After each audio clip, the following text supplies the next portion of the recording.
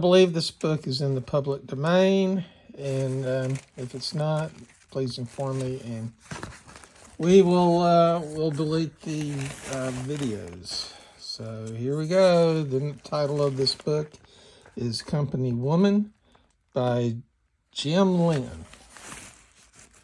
And this book is torn to shreds, so that's why we're reading it.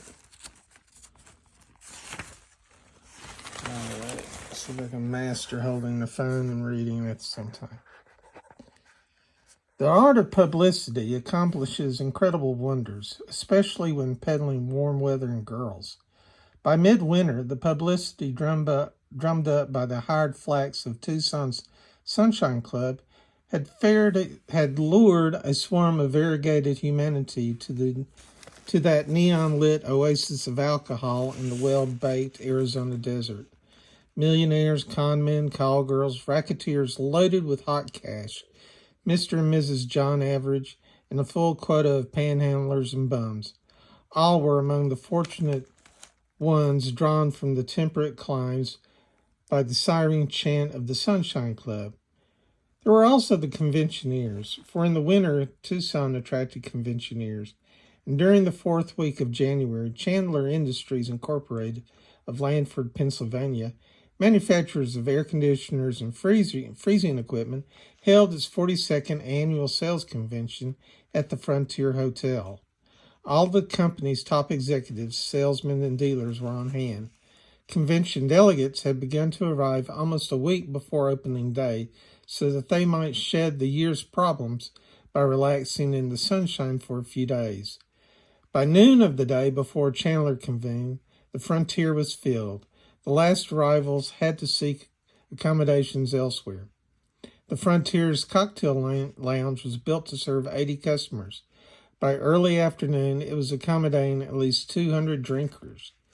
2 additional bartenders and 6 extra waitresses could barely keep up with the demand. The room buzzed with the accents and dialects of 50 states, Canada and Mexico, and had acquired the sodden atmosphere of a coeducational Turkish bath. About 4 o'clock, David J. Kirby, Chandler Industries' bright and dynamic young vice president in charge of sales, shouldered his way to the bar in need of a quick one.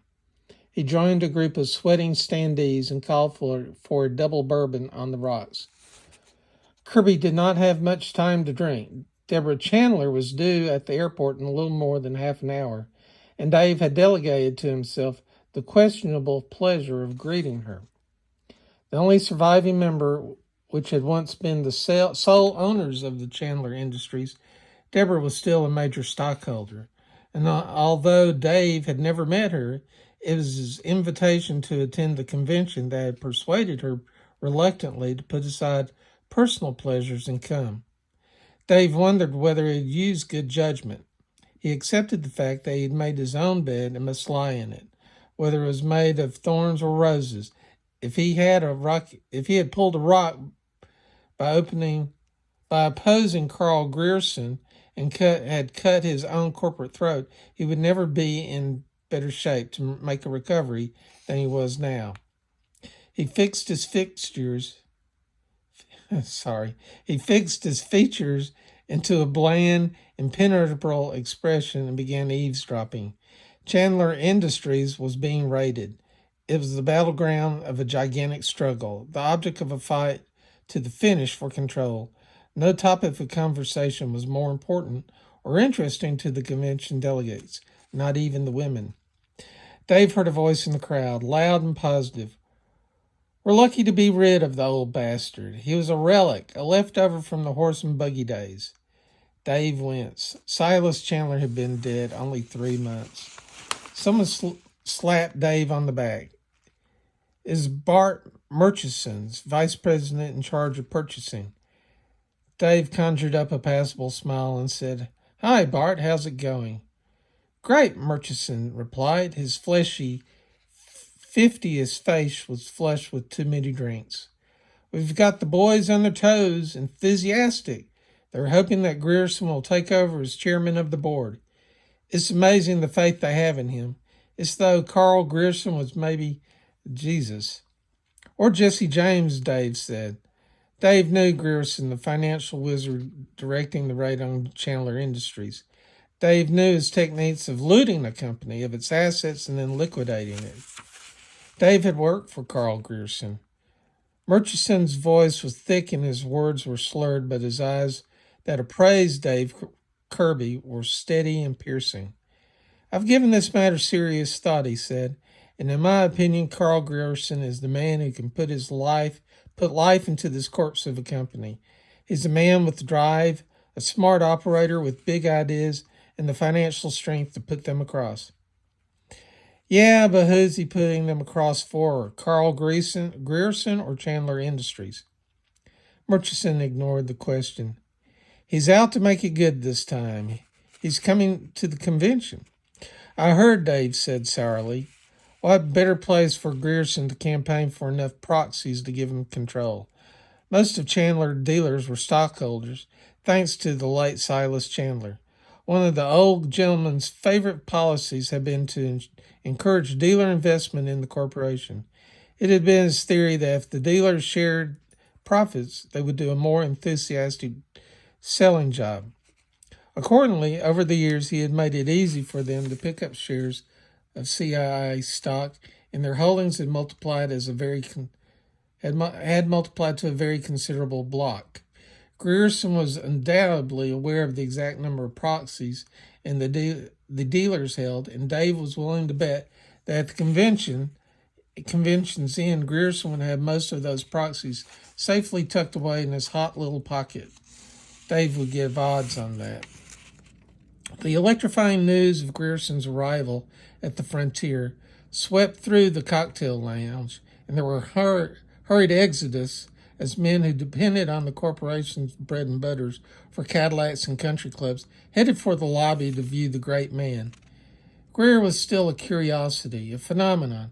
Even though 2 years before he had lost a proxy fight for control of the company, he's more legend than human. A business wizard who, by devious maneuvers on occasion, had gained control of steel mills, chain stores, transportation companies, oil firms, and manufacturing concerns. The world of industry and commerce was his province, and he moved through it, shadowy, silent, powerful, a member of the fabulous hierarchy that included such figures as Onassis, Getty, Gutmer, Waldman, and the late Serge Rubinstein. Only the financial pages of the newspapers recorded his activities. Publicity shy, he was unavailable to the press, and the few serious magazines that had profiled him had written about him without his cooperation. Delegates to the convention of Chandler Industries were naturally curious to see the man trying to acquire control of their corporation. Dave finished his drink and followed the crowd to the lobby, not without curiosity of his own. It had been 2 years since he had quit Grierson's employ, and the memory of their last meeting brought back his anger. When he had submitted his resignation, Grierson had called him, among other things, an ungrateful bastard. The financier arrived, and as always, with an entourage. As he crossed the lobby, Margot Warren, his confidential secretary, trod close at his heels. Margot, with her ebony black hair and incredible fluorescent green eyes. Dave felt the old hurt return to whet the edge of his anger. Beautiful Margot, efficient Margot. He had been in love with Margot. 2 bright young Ivy Leaguers, complete with attaché cases, trailed her. Behind them, Halstead Grierson's frozen valet bodyguard.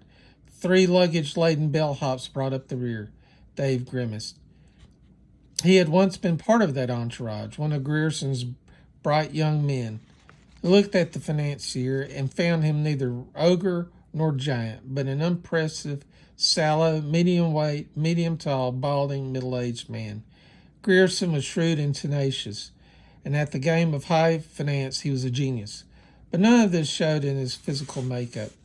As he strode across the lobby to the elevator, someone started to applaud. In a moment, the lobby rang with the sound of clapping hands. Grierson faced modestly about with a faint smile and acknowledged the display of homage with a slight bow. One of the bright young men walked to the desk to register, and while the party waited, Margot's eyes took inventory of the lobby. They found Dave and widened. She nudged Grierson, whispering. He smiled and crossed the lobby, his hand outstretched in greeting. Well, Dave, here we are, back where we left off. How are you doing? Just fine, Dave said, accepting the hand rather than create a scene. And you? Grierson shrugged. So. I've been getting along, but I missed you, Dave. Dave's expression was more eloquent than his words. You missed me as long as it took you to break into a new boy. Not at all, Dave. I've broken new boys, all right. But none has ever replaced you. No push, no ideas. I lead them around on a leash. But those characters with me are business school graduates, nothing more than a couple of yes men. Errand boys. Dave let him talk, knowing there was purpose behind his words. Certain that Grierson was not indulging in idle flattery. Grierson took out a cigar and lit it while studying Dave with shrewd eyes. Then he said, his voice barbed, My espionage reports you've invited Deborah Chandler to the convention. It's no secret. Grierson put a stiff finger into Dave's chest, prodding for emphasis. I'm taking over Chandler Industries, Dave. Don't doubt that for a second. His face hardened, his eyes were cold. And don't fight me. Don't champion a lost cause. No cause is lost until the fight is over, Dave said. Grierson took the cigar from his mouth and scowled at it. What could it get you, even if you won? Nothing more than you have without fighting. Maybe not as much. You'll go farther with me than without me. Dave smiled wryly.